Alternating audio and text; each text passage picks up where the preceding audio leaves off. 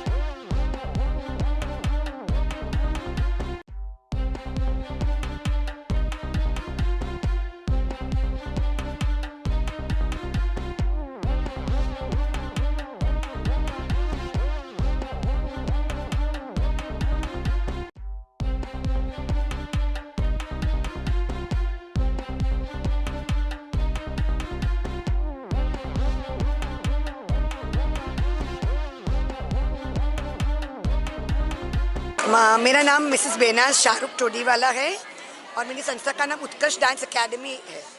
आज किस तरह का प्रोग्राम कहाँ पे रखा गया तो उसका हेतु क्या था? ये जो बच्चे अभी आप लोगों ने परफॉर्मेंस करते हुए देखे, हमारा पहला ग्रुप हंगरी गया था, बुडापेस्ट डैन्यूब कार्निवल फेस्टिवल जो 27 साल पुराना फेस्टिवल है, और दूसरा ग्रुप हमारा फ्रांस गया था 48th गनाट इंटरनेशनल फोकलोर फेस्टिवल में। इंडिया को रिप्रेजेंट करने गए थे।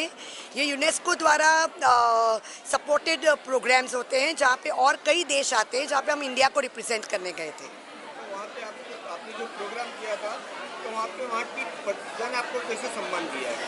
वहाँ जैसे हंगरी में हमने बोला कि बच्चे, एक कंपटीशन भी थी 11th चेन ब्रिज कंपटीशन, जिसमें अलग अलग देशों के साथ इंडिया को फर्स्ट बेस्ट ग्रुप का पब्लिक वोटिंग से अवार्ड मिला था, जिसमें हमने गणपति स्तुति किया था।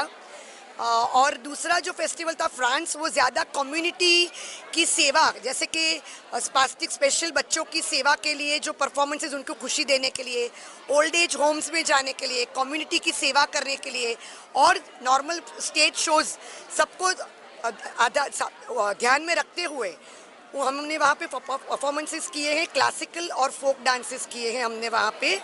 और इंडिया को सिर्फ परफॉर्मेंस के लिए नहीं मान दिया गया, अच्छे व्यवहार के लिए और अच्छे ह्यूमन बींग्स के तौर पे खूब खूब मान दिया गया। मैं डॉक्टर जिगर इनामदार हूँ, भारतीय सांस्कृतिक संबंध परिषद, उसका मैं गुजरात का क्षेत्रीय निर्देशक हूँ।